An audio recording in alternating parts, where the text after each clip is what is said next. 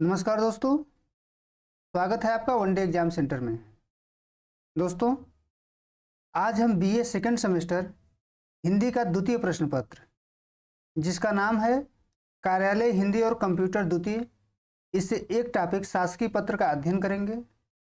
इस वीडियो में यह जानने का प्रयास करेंगे कि शासकीय पत्र क्या होता है, इसकी विशेषताएं कौन कौन सी होती हैं, इसकी रूपरेखा कैसी होती है, और अंत में हम इसे एक उदाहरण के माध्यम से समझने का प्रयास करेंगे। तो आइए वीडियो शुरू करते हैं। सबसे पहले हम यह जानेंगे कि शासकीय पत्र किसे कहते हैं।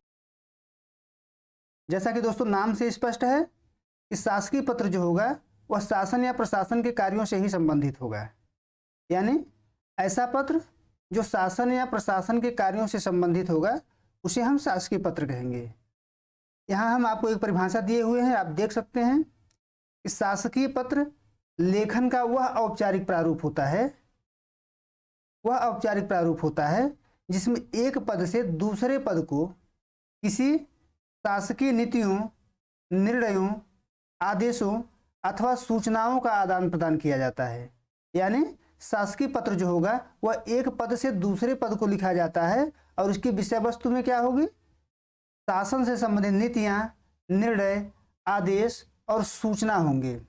यानी दोस्तों हम कह सकते हैं कि शासन या प्रशासन के किसी एक कार्यालय में एक पद पर बैठे हुए व्यक्ति के द्वारा दूसरे कार्यालय में दूसरे पद पर बैठे हुए व्यक्ति को जो पत्र भेजा जाता है उसे हम शासकीय पत्र कहेंगे।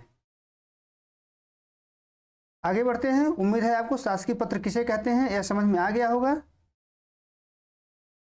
अब हम यह जानेंगे कि शासकीय पत्र की विशेषताएं कौन कौन सी हैं। शासकीय पत्र की विशेषताएं कौन कौन सी हैं। पहला विशेषता है कि यह सदैव पद से पद को प्रेषित किया जाता है, यानी शासकीय पत्र जो होगा वह पद से पद को भेजा जाता है। यानी यहाँ व्यक्ति महत्वपूर्ण नहीं है, पद महत्वपूर्ण है। अगली विशेषता है इसका संचालन जो होता है वह द्विआयामी होता है, यानी जब एक पद से दूसरे पद को पत्र भेजा जाता है तो दूसरा पद भी इस पत्र का जवाब देता है। यानी पत्र का संचालन जो है दोनों तरफ से होता है, एक तरफ से नहीं। एक व्यक्ति पत्र भेजेगा तो दूसरा व्यक्ति इसका जवाब देता है। अगली विशेषता है इसके विषय वस्तु में शासकीय कार्य व्यवहार से संबंधित सूचनाएं, आदेश आदि होती हैं। यानी इसका विषय वस्तु जो होगा उस शासन के कार्यों से संबंधित होगा, यानी इसके विषय वस्तु में शासन से जुड़ी सूचना, आदेश आदि निहित होंगी। अगली विशेषता है इसकी भाषा सदैव संक्षिप्त, रूढ़ व औपचारिक होती है। यानी जो शासकीय पत्र होगा इसकी भाषा कैसी होगी, संक्षिप्त होगा, रूढ़ होगा और औपचारिक होगा। आगे बढ़ते हैं दोस्तों। अगली विशेषता है कि इसे तटस्थ भाव से अन्य पुरुष शैली में लिखा जाता है। यानी शासकीय पत्र लिखने वाला व्यक्ति तटस्थ भाव से लिखता है और इसे अन्य पुरुष शैली में लिखता है। पुरुष दोस्तों तीन प्रकार के होते हैं, उत्तम पुरुष, मध्यम पुरुष और अन्य पुरुष। जब हम खुद के बारे में बात करते हैं, जैसे मैं घर जाता हूं, तो वहां क्या हो जाएगा, उत्तम पुरुष हो जाएगा, क्योंकि मैं खुद के बारे में बात कर रहा हूं। और जहां हम आपके बारे में बात करें, जैसे तुम घर जाते हो, तो यहां हो जाएगा मध्यम पुरुष। जब हम न आपके बारे में बात करें और ना ही अपने बारे में बात करें, हम किसी तीसरे व्यक्ति के बारे में बात करेंगे तो यहां हो जाएगा अन्य पुरुष। जैसे वह घर जाता है, वह घर जाता है, वह घर जाता में वह जो है अन्य पुरुष शैली में लिखा गया है। शासकीय पत्र भी दोस्तों अन्य पुरुष शैली में ही लिखा जाता है। अगली विशेषता है कि संबोधन के लिए महोदय शब्द का प्रयोग किया जाता है। शासकीय पत्र में संबोधन के लिए महोदय शब्द का प्रयोग किया जाता है। आगे बढ़ते हैं। अगली विशेषता है कि पत्र का संबोधन सदैव पद के सापेक्षिक, नियत व औपचारिक होती है। यानी पत्र का जो संबोधन होगा वो पद के सापेक्षिक नियत होता है, यानी हमेशा के लिए जो है महोदय शब्द का ही प्रयोग किया जाता है, किसी अन्य शब्द का प्रयोग नहीं किया जाता है। आगे बढ़ते हैं। अगली विशेषता है कि इसका सरकारी गजट में प्रकाशन अनिवार्य होता है, यानी जो शासकीय पत्र होगा उसका हमें सरकारी गजट में प्रकाशन करना ही करना होगा, हर हाल में, दूसरा कोई ऑप्शन नहीं है। उम्मीद है दोस्तों आपको शासकीय पत्र की विशेषताएं समझ में आ गई होंगी। अब हम देखेंगे शासकीय पत्र का प्रारूप और यह जानने का प्रयास करेंगे कि शासकीय पत्र किस प्रकार से लिखा जाता है, उसके प्रारूप को देखेंगे। सबसे पहले दोस्तों हम दाहिने तरफ पत्रांक लिखते हैं। पत्रांक का मतलब हुआ पत्र की संख्या। दाहिने तरफ हम पत्र की संख्या डालेंगे और उसी के सीधे बाएं तरफ हम प्रेषक को लिखेंगे, यानी प्रेषक का मतलब हुआ जो पत्र भेज रहा है। बाएं तरफ हम प्रेषक का नाम लिखेंगे, पद नाम लिखेंगे और शासकीय पता लिखेंगे। नाम को लिखने के बाद हम कामा देंगे, पद नाम लिखने के बाद भी हम कामा देंगे और शासकीय पता लिखने के बाद हम पूर्ण विराम का चिन्ह लगा देंगे। यानी सबसे पहले बाएं तरफ ऊपर हम क्या लिखेंगे, नाम लिखेंगे, पद नाम लिखेंगे और शासकीय पता लिखेंगे। उसके बाद हम सेवा में लिखेंगे, यानी जिसके पास हम पत्र भेज रहे हैं उसका पद और शासकीय पता, यानी जिसके पास हम पत्र भेज रहे हैं उसका नाम हमें नहीं लिखना है, हम क्या लिखेंगे, पद लिखेंगे और शासकीय पता लिखेंगे। उसके बाद नीचे हम दोस्तों अनुभाग लिखेंगे, यानी जिस अनुभाग से हम भेज रहे हैं पत्र उस अनुभाग की संख्या लिखेंगे, अनुभाग 1, अनुभाग 2, जो भी हमारा अनुभाग होगा हम उसे लिखेंगे। अनुभाग के सामने हम दाहिने तरफ दिनांक और स्थान लिखेंगे, यानी जिस दिन हम पत्र लिख रहे हैं उस दिन का दिनांक लिखेंगे और जहां से हम पत्र लिख रहे हैं वहां का स्थान लिखेंगे। इसके बाद अनुभाग के नीचे हम विषय डालेंगे, विषय वस्तु को लिखेंगे कि किस विषय पे हम इस पत्र को लिख रहे हैं।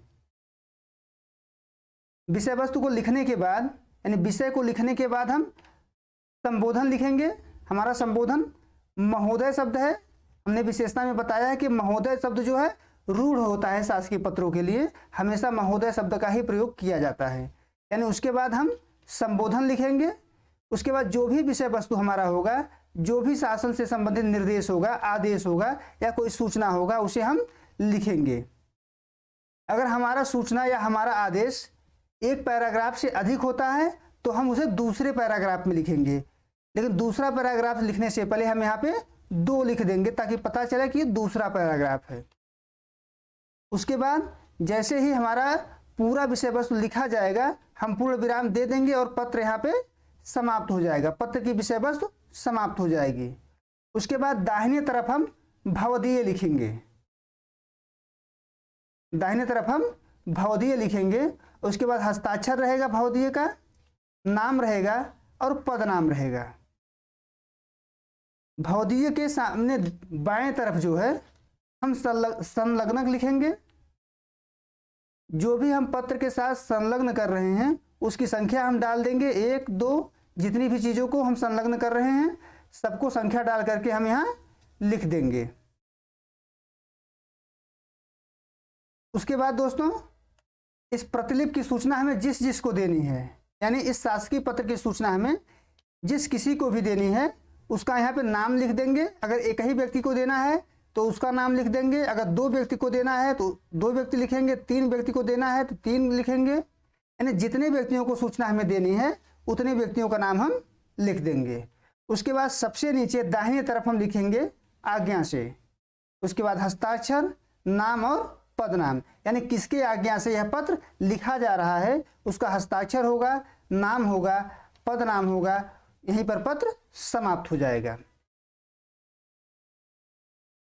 इसे दोस्तों हम एक उदाहरण के माध्यम से भी समझेंगे। ये हमने रूपरेखा देख लिया, अब इसको एक उदाहरण के माध्यम से भी समझते हैं। उदाहरण हमने हाथ से लिखा हुआ है, तो समझने का प्रयास करते हैं। रूपरेखा में हमने आपको बताया कि सबसे पहले दाहिने तरफ हम क्या लिखते हैं, पत्रांक लिखते हैं। यहाँ हमने सबसे पहले दाहिने तरफ क्या लिखा है, पत्रांक लिखा है।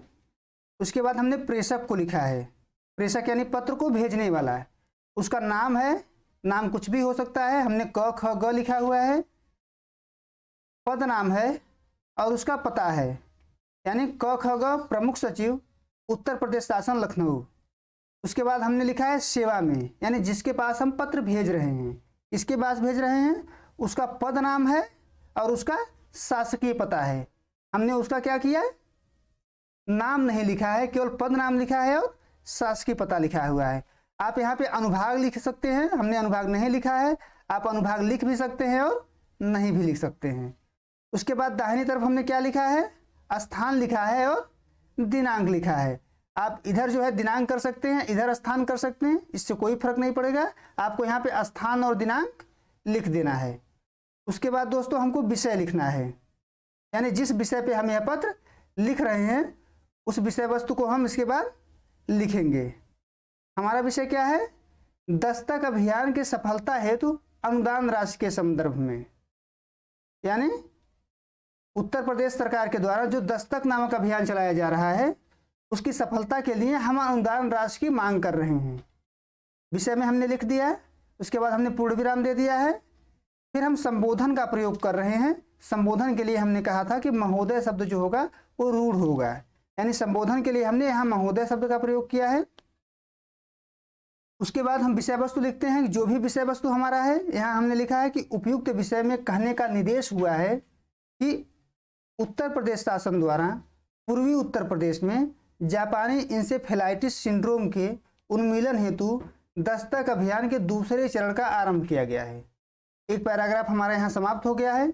अब यहाँ से हम दूसरा पैराग्राफ शुरू कर रहे हैं कि कोरोना महामारी के कारण यह अभियान अपनी सफलता हेतु वित्तीय संकट का सामना कर रहा है।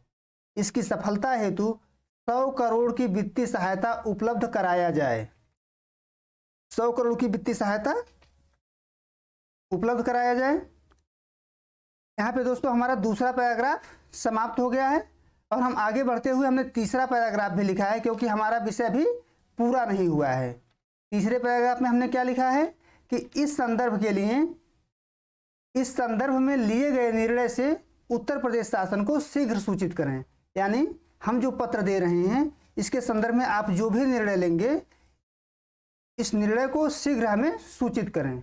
उसके बाद हमने दाहिने तरफ लिखा है भवदीय, यहाँ हस्ताक्षर हो जाएगा, नाम है और पद नाम है।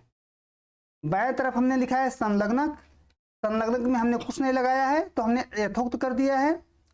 अब प्रतिलिपि हमें जिस जिस को सूचना देना है प्रतिलिपि से उसका हम नाम लिखेंगे। हमने 2 लोगों को सूचना दी है, पहला है स्वास्थ्य मंत्रालय भारत सरकार, दूसरा है मुख्य सचिव भारत सरकार। उसके बाद दाहिने तरफ दोस्तों हम लिखे हैं आज्ञा से, यानी किसकी आज्ञा से यह पत्र लिखा गया है, उसका हस्ताक्षर होगा, नाम होगा और पद नाम होगा। यहाँ पे आपका पत्र समाप्त हो जाएगा। उम्मीद है दोस्तों आपको ये पत्र पसंद आया होगा, ये वीडियो पसंद आया होगा। आप हमारे चैनल को लाइक करिए, शेयर करिए, सब्सक्राइब करिए। बहुत बहुत धन्यवाद।